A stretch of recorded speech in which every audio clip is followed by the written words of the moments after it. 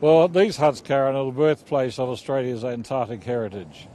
They were the base for Mawson's 1911-14 expedition for 2 years, and they're one of eight huts, only 8 huts that remain in the Antarctic from the heroic era.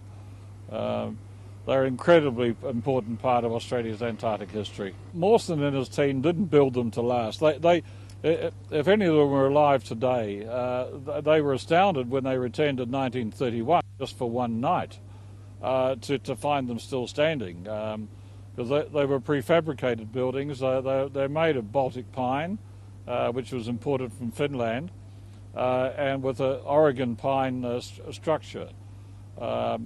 And the foundation work has entailed taking out the ice from within the huts. We removed about 70% of the ice of the hut, and we reclaimed the roofs of both the accommodation area and the workshop area, using Baltic pine from exactly the same source in Finland as the original timber, and of exactly the same dimension. There's about 30% more ice to be taken out.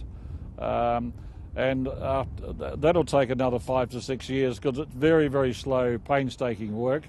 The ice now is incredibly hard and has to be removed splinter by splinter by specialist material conservators that we select and send down. We were sending a team down this year, but unfortunately the timetable of the French ship, the Astrolabe, which takes us down, has been delayed.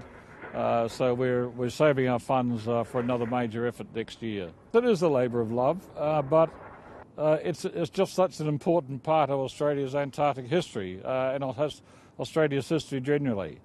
I started this project in 1997 because I was so impressed with what the New Zealand government has been doing in partnership with the UK government in conserving the huts used by Scott and Shackleton in the Ross Sea area. And they're much more organised and well funded than we are, but we work in close partnership with the Australian Antarctic Division. They're very good friends in this. They've got responsibility for the huts, and we've raised nearly $7 million since 1997, and 2.5 of that has come from special grants from the federal government. And without their assistance, we would not have been able to make the 10 expeditions that we've made to date. So fundraising is an ongoing process, and it's hard, but slowly we're getting the message across that of the importance of conserving these priceless buildings.